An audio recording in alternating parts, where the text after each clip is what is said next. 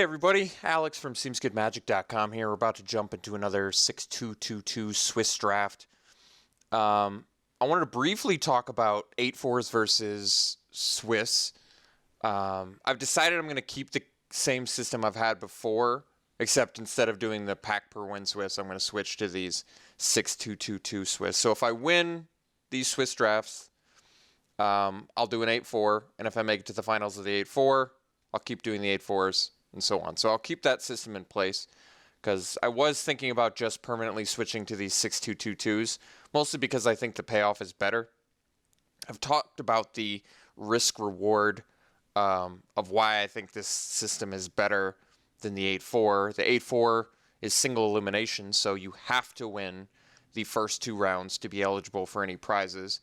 With this, you have to win any 2 rounds, which is substantially different, as you might imagine.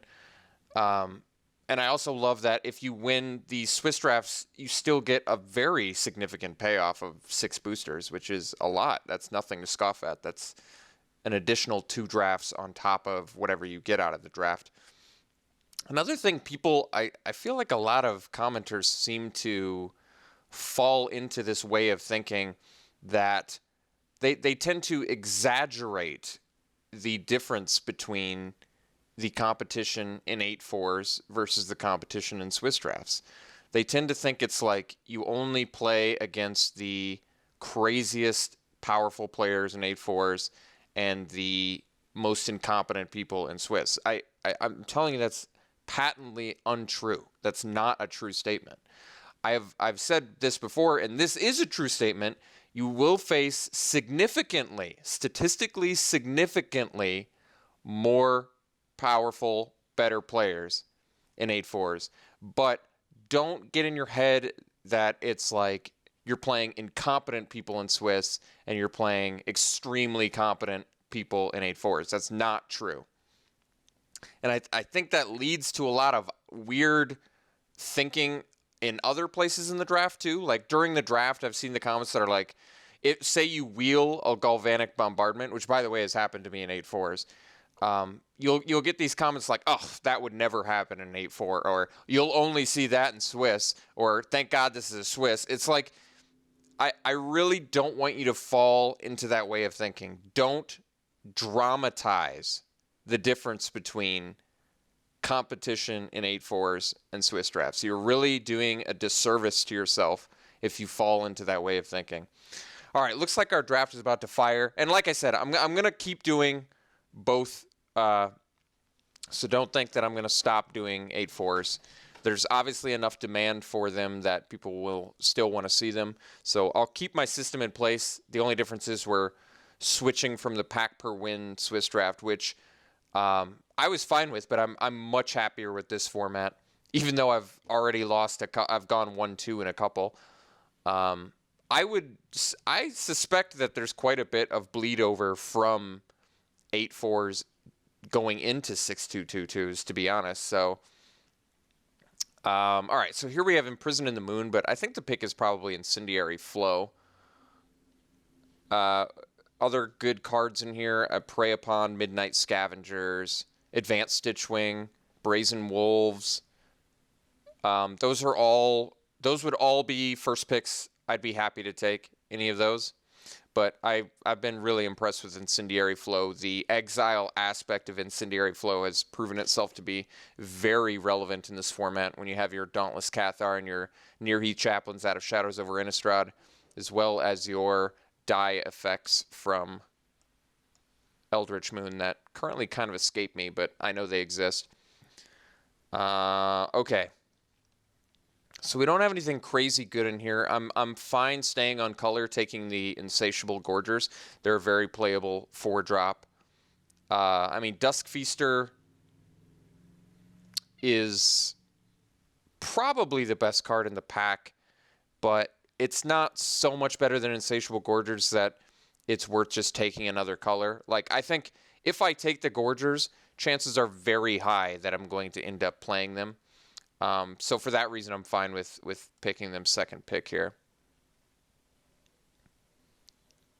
I mean, Desperate Sentry would also be a reasonable I can just name the reasonable cards here. Graph Rats, obviously not the exciting half of the Chittering Host. You can definitely feel good about playing Midnight Scavenger if you don't have rats, but not vice versa. Yeah, I'm fine taking Gorgers here. Really nothing insanely good in this pack in general. Okay, well, we got this Brazen Wolves third pick. Like I said, I've been really impressed with this card. It beats down well. I'm happy to take it here and continue to cut and stay in red. We have Faith Unbroken, which is a card I like. If you're going to play an aura that gets to exile a creature when it enters is very relevant. There's going to be certain matchups where you're not so happy with it, but there's also going to be matchups where you're really happy you have it. So there is that. I think it's probably on par with Brazen Wolves. It's always tough to compare auras or removal to creatures, but I think it's, once again, 100% chance that we're going to end up playing Brazen Wolves, so I certainly am comfortable taking it here. Haven't played with or against Summary Dismissal yet. It's a pretty expensive counter. Cryptolith Fragment I haven't played with. I've played against. It's an okay card. It's kind of an odd card. I personally have not been super impressed with it, but I've also lost to it once, I think. Take the Brazen Wolves. Be happy about that. Okay, so I've played Blood Mist. It actually performs better than you'd think. Especially given the two creatures that we already have. Both Brazen Wolves and Insatiable Gorgers get a lot better with Blood Mist. There's Stensia Innkeeper, which is whatever. Spectral Reserves, which is better than it looks. Backwoods Survivalist, which is just as good as it looks. It is a good card. We've got this Wretched Griff, which is also a good card. I like the Wretched Griff. Yeah, we can... you know, the beauty of Blood Mist is if you do something aggressive, it really lets you grind pretty hard. Because basically all of your guys become big threats. I don't mind taking the Blood Mist here. It'd probably be the strongest card as the Wretched Griff, but I think there's a decent chance that I play most decks with Blood Mist. And I'm usually okay with that. So this pack is just sort of devoid of good cards in general. Like Primal Druid is good if you're running an Emerge deck. Spontaneous Mutation is a fine combat trick as well as soft removal. It might just be the pick. There's also Weirded Vampire. I tend to like Spontaneous Mutation a lot more in decks where you have a lot of evasion, but the fact that you can play it as a combat trick does give it some more appeal.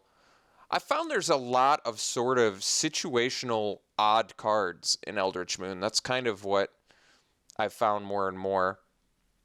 I mean, I could take the Weirded Vampire, mostly because it's a vampire with... I feel like the Mutation might be the correct pick, oddly enough. I mean, the Weirded Vampire would have been fine. Like, a red-black is a good route. If I can make blue-red work, though, I'd be happy. So, we have this Curious Homunculus, which is definitely at home with blue-red. We have the Desperate Sentry, which I like, and the Faithbearer Paladin and the Guardian. They're all fine, too. Bard Malevolence is good. I'm fine. It's probably early enough to speculate taking the Homunculus, especially if I can make red-blue work. The problem with red-blue right now, with what I've got for red-blue, is Mutation and Blood Mist are kind of out of place for those decks. But it's still early enough where we could make the whole thing come together. And if we can, I'd like to. Okay, well, we can take the Greeting now and be okay with that. Oh, yeah, I wanted to discuss a little bit the Greeting. There were some people telling me I was taking it way too early. There was also the comparison to Reduced to Ashes. I liked Reduced to Ashes. I actually never had a problem with Reduced to Ashes. The upside of Alchemist Greeting, obviously, if you can Madness it, you're getting tremendously high value. 2-mana instant speed, even if it's not 2-mana instant speed. 2-mana 4 damage to target creature is a phenomenal card in Limited. 5-mana sorcery 4 damage, obviously a lot worse, but... like I said, I liked Reduced to Ashes. I never had a problem with that card. This is a bit a weak pack. Contingency Plan is going to help with Curious Homunculus. It also would be a good card to have, I guess, with like Rise from the Tides. Strongest card in this pack is maybe Fiendbinder. Otherworldly Outburst is a spell. It's not a particularly good one. Neither is Contingency Plan. We can take the Dragoon still. That's a late Dragoon. Later than I would expect to see it. So that could be a sign. Okay, I'm fine taking Borrowed Hostility here. I actually like the card. I've been pretty impressed with Borrowed Hostility most of the time. Distemper and Stincia Banquet are both pretty whatever. I can take the Wailing Ghoul. It doesn't really strike me as a deck that's wanting to play it.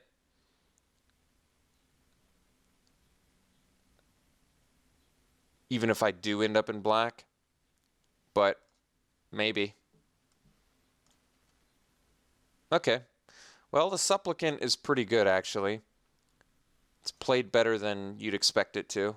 If you're ever ahead on the race, it can really put people away. So, in that respect, I've found it to be pretty awesome for aggressive decks, and red-black is about as aggressive as you can get. Okay, a couple blue cards, neither of which we really want, but we also really don't want the augmentation all that much. I mean, maybe Fogwalker's the best card here. I guess we'll take it. Well, we get an augmentation anyway. Maybe just cut the red card here. Cut the blue card. All right, so we've carved our way into red pretty effectively. Well, there's a reason to be black. Nice.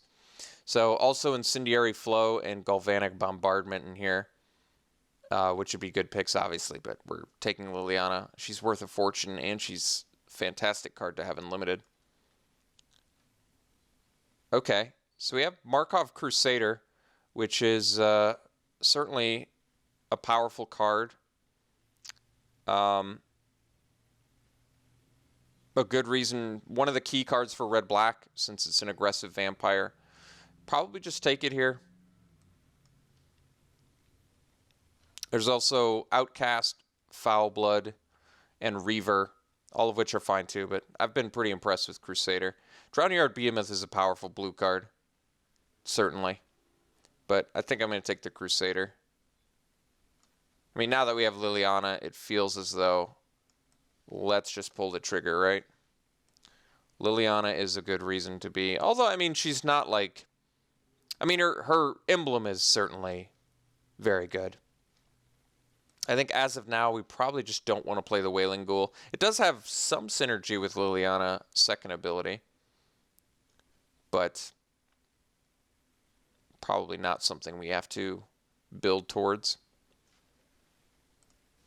Well, that's nice. We get past a Bloodhall Priest, which is a good card. So, ooh, there's also a Bombardment in here. I think we're still going to opt for the rare. Dragoon into a Bloodhall Priest would be quite good, but I would obviously like the Bombardment as well. That would be nice. Okay, Abandoned Reason I've found to be a pretty excellent combat trick. Currently, our combat tricks and removal are Hostility, Flow, and Greeting. How much do I need this Reaver? It's a vampire for Crusader, and it's a Grizzly Bear, which aggressive decks want. Those are good reasons, but I still think we're going to take the Abandoned Reason. I found this combat trick is pretty excellent.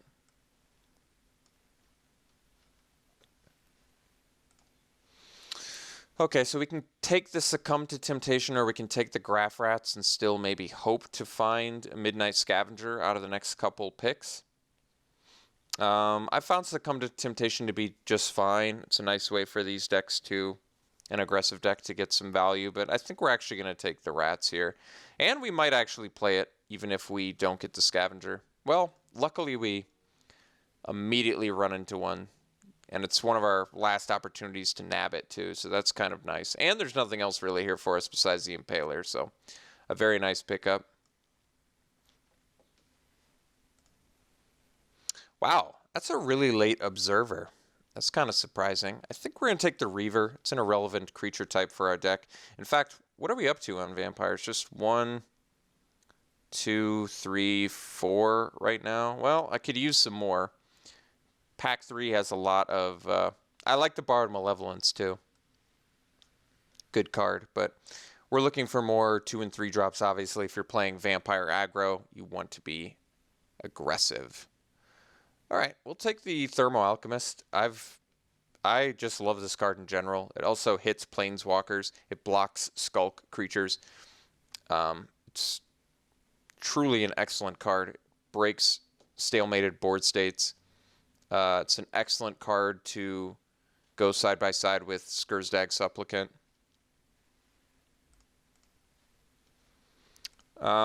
We can take the Make Mischief. At the very least, it's a good sideboard card. There's a lot of X1s floating around, so Make Mischief is very good at dealing with those. All right, wield the Reaver too, which is nice, so we're picking up more vampires. Hopefully we can maybe pick up a Stensia Masquerade out of Pack 3 or the Aristocrat. None of these cards are very good. I think we'll maybe just hack a Patrol. I'm just not in the market to play either of those cards, I don't think.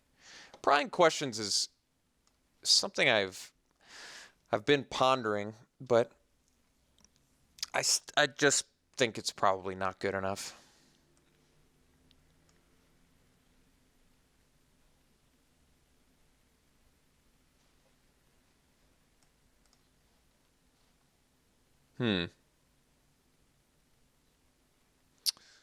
I guess I really don't need either of these cards. If only Distemper was an instant. I did fall for that at the beginning of the format, but no longer.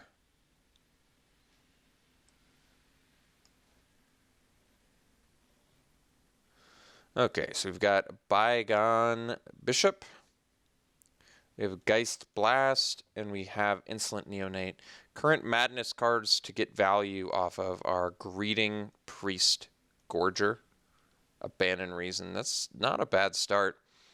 I might actually be okay with first picking Insolent Neonate here. Kind of sets the pace for aggression right away. And cheating out a Blood Hall Priest would be very beneficial. Geist Blast is removal, however. It's not terribly exciting removal, but it is removal. It's a little pricey for what you get. I kind of thinking the Neonate. Relevant creature type, we still have time to pick up the Aristocrat. Like I said, it sort of sets the pace right away, which I think is very good. It's not a great first pick, but obviously we can't play the Bishop. I don't know about that. I mean, Geist Blast is fine. It does deal with some things. I think I'm going to take the Neonate anyway. Geez, past Hanweir Militia Captain. Well, unlike Geist Blast, Deadweight is a lot better, seeming because it stays and it's 1 mana. There's a Blood Mad Vampire in here, which I would also like, but geez, Militia Captain is good too. We're going to take the Deadweight.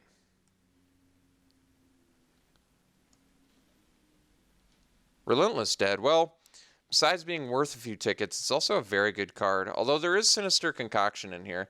I guess I've already picked up enough tickets. I mean, you can never really have enough tickets, but seeing as Sinister Concoction also works really well with our Madness cards, I think we got to take that. Well, we're only passing a couple tickets. The thing is, we could play the Dead. It basically is just a creature that doesn't die because as long as you keep a black up, you can just keep returning it, which is good. But we don't have any other zombies to get value off of it. Be nice if we could wield a Mentor. We'll see if that happens. But I'm happy to take a Concoction. It's a powerful black removal spell. Okay, so we can take the Rush or the Accomplice. We're still in the market for even more creatures, so I kind of want to just take the Accomplice here. I do like the Rush of Adrenaline. Stuff like Insatiable Gorgers gets a lot of benefit from it. But I think I'm fine with another Can never really have enough 2-drop creatures in decks like this. Okay. So we have Inner Struggle, which is removal I like more than Geist Blast. It's worth paying the extra mana. This deals with a lot of powerful threats in the format, which is something red ordinarily can't do at this mana cost, which is why I like Inner Struggle so much. Certainly more than Throttle. And I would say more than Rancid Rats as well. So I think we're just going to take the struggle here. The struggle is real. All right. Blood Mad Vampire versus Twins. Well, there's a good question. So we have the Insolent Neonate. How many Madness Enablers do we have? We have Concoction, Neonate, Dragoon, Supplicant. That's not a bad start. So I could take the Twins. I mean, it's a powerful card if you madness it out. Blood Mad Vampire is also very powerful. I mean, you hit once with it and you're doing some good work. We have the Blood Mist, which is really good with Blood Mad, though. And you can madness this out, too. They're both madness cards. I think I give slight edge to Twins, but I'm going to take the Blood Mad just because I don't want to have an enabler in order to make it work. So we could take the Dual Shot. What are the chances of me ever having Delirium? We have Enchantment, Instant, Enchantment, Sorcery, Creature, Planeswalker. So we have sorceries, we have instants, we have enchantments, we have creatures. This deck could theoretically get Delirium. I think that's enough reason to take the Gibbering Fiend over the Dual Shot here. Ooh, we got a second Neonate. I'm happy to take that. I'll have to figure what I can cut to make it work, but it's certainly going to be good. Okay, here I think I'm actually going to hack Strength of Arms. I could take the Wicker Witch, which is something I could play to help get Delirium, but we only really have the one Delirium card, so it doesn't seem necessary. So I think of all the cards, Strength of Arms got better in the format, in my opinion. So I think I'm just going to take that. Our deck looks very good. I actually don't want to cut the Blood Mist if you're thinking I did. Wow, we got the... Okay.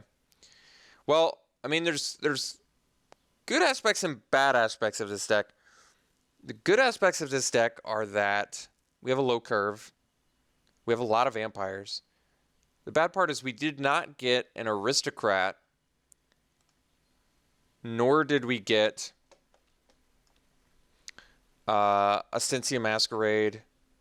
So we're missing some of the cool combo-y pieces of this. In fact, we only really have one card that requires vampires. So we have a lot of vampires kind of needlessly.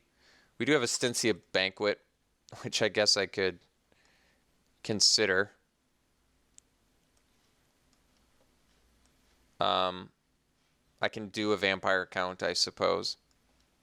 1, 2, 3, 4...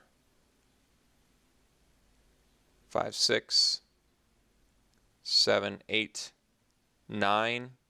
Still not enough. I do have to make a couple cuts here. So there's probably going to be some people saying I maybe should have taken the Twins over the Blood Mad.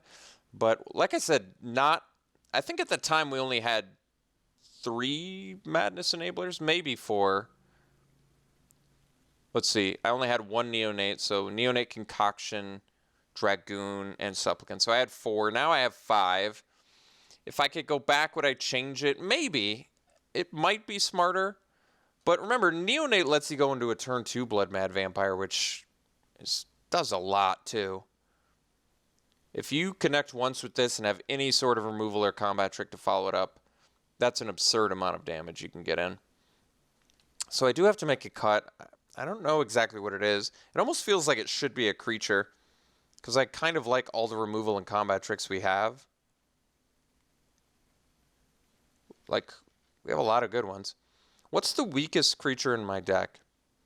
I mean, it's probably the Graph Rats, but considering I don't have any real need for vampire synergy other than the Markov Crusader, I'm fine with maybe cutting the Reaver. Obviously, we can't cut the Graph Rats because we've got the Scavenger. And I'd prefer the Accomplice over the Reaver just because I think the Exile effect is actually relevant. Plus, you can use it as a Madness outlet and still get value for like Sinister Concoction or something. So we may just cut a Reaver here and be okay with that.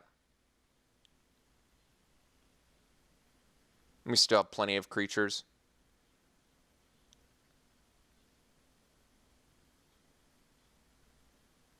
Yeah, it seems okay to me. Oh, I still have to make another cut? I see. Huh.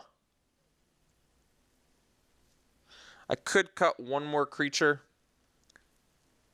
If I cut the other Reaver, do I still have enough? I probably still have enough for Markov Crusader, right? 1, 2, 3, 4, 5, 6, 7, 8, 9. I still have 9, so I can go down to 8. I think that's still enough for Crusader.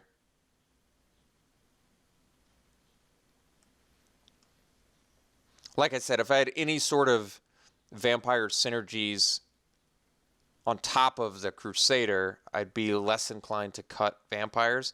But since I'd rather run Grizzly Bear with upside, or I mean, I'd rather run 2-1. I'd rather run Piker with upside or Grizzly Bear with upside than Vampire Grizzly Bear.